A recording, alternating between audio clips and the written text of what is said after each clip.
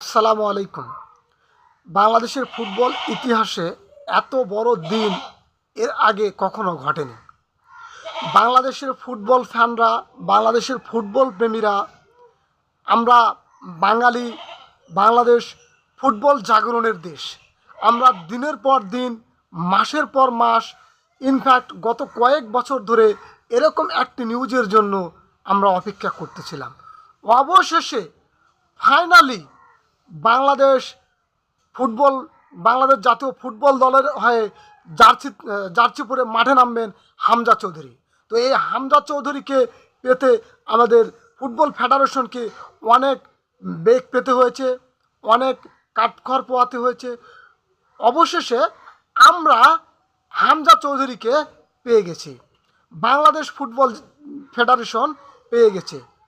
সব কিছু যদি ঠিক থাকে তবে 2025 সালের 25শে মার্চ ইন্ডিয়ার বিরুদ্ধে বাংলাদেশের জার্সি পরে হামজা চৌধুরী মাঠে নামবেন।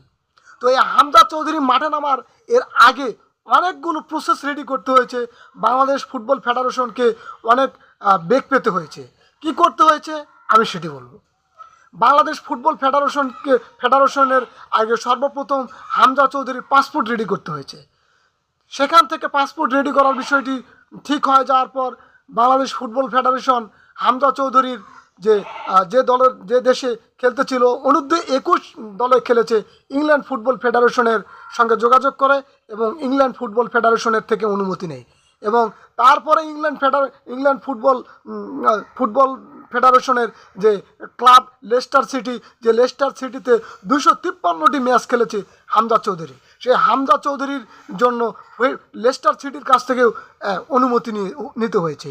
এবং সর্বশেষ যে অনুমোদন নিতে হয়েছে সেটি হচ্ছে বাংলাদেশ আন্তর্জাতিক ফুটবল ফেডারেশন ফিফার থেকে একটা অনুমোদন নিতে হয়েছে যে বাংলাদেশ জাতীয় ফুটবল দলের হয়ে হামজা চৌধুরী ফুটবল খেলতে পারবে, আর কোনো বাধা বিপত্তি রইল না। তো ইন্টারন্যাশনাল ফুটবল ফেডারেশন যে প্লেয়ার্স কমিটি আছে, সেই কমিটি হামজা চৌধুরীকে বাংলাদেশ ফুটবল জাতীয় টিমের হয়ে খেলার অনুমতি দিয়ে দিয়েছে। তো এই যে অনুমতি দিয়ে দিচ্ছে, তার আগে যখন ইংল্যান্ডে খেলতেছিল হামজা চৌধুরী, তখন অনূর্ধ্ব 21 দলের হয়ে হামজা চৌধুরী 7টি ম্যাচ খেলেছিল। আমরা সবাই জানি 7টি ম্যাচ খেলেছিল। এবং হামজা চৌধুরীকে সেই সময় ইংল্যান্ডের যত মিডিয়া, আন্তর্জাতিক মিডিয়া সবাই তাকে ফলো করতো এবং লেস্টার সিটির হয়ে 253টি ম্যাচ খেলেছে। এটি চারটিখানি কথা নয় যে লেস্টার সিটির মতো একটি ক্লাবে 253টি ম্যাচ খেলা। তো এই 253টি ম্যাচ খেলার মধ্যে একসময় কিনা পেপ গার্দিওয়ালার অধীনে লিওনেল মেসি খেলেছিল। সেই লিওনেল মেসির অধীনে খেলা কোচ পেপ গার্দিওয়ালার অধীনে কিন্তু হামজা চৌধুরী খেলার সৌভাগ্য হয়েছিল। আমরা দেখেছি সেই নিউজ।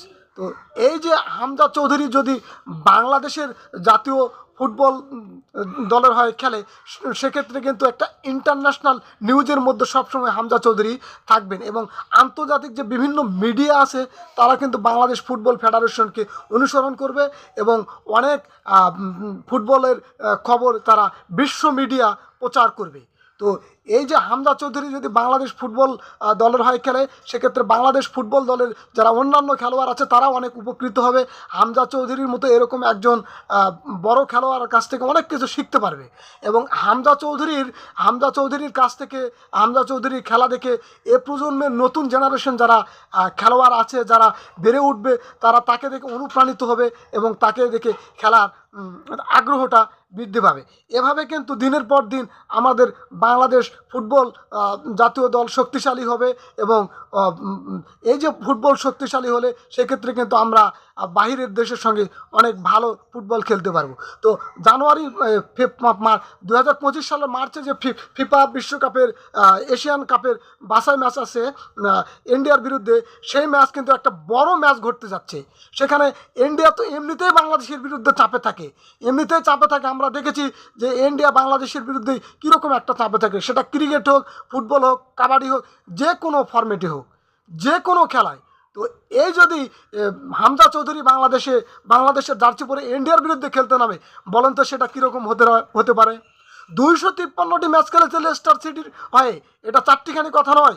এই অভিজ্ঞতা বাংলাদেশ জাতীয় ফুটবল দলের অন্যান্য খেলোয়াড়দের সঙ্গে যখন শেয়ার করবে, তখন কিন্তু তারাও অনুপ্রাণিত হবে যে আমাদেরকে এই যে 6টি ম্যাচ আছে, এই 6টি ম্যাচের মধ্যে অন্তত 4টি ম্যাচ জিততে হবে এবং আমরা 2027 যে এশিয়ান কাপ আছে সৌদি আরবে, সেখানে আমরা খেলবো।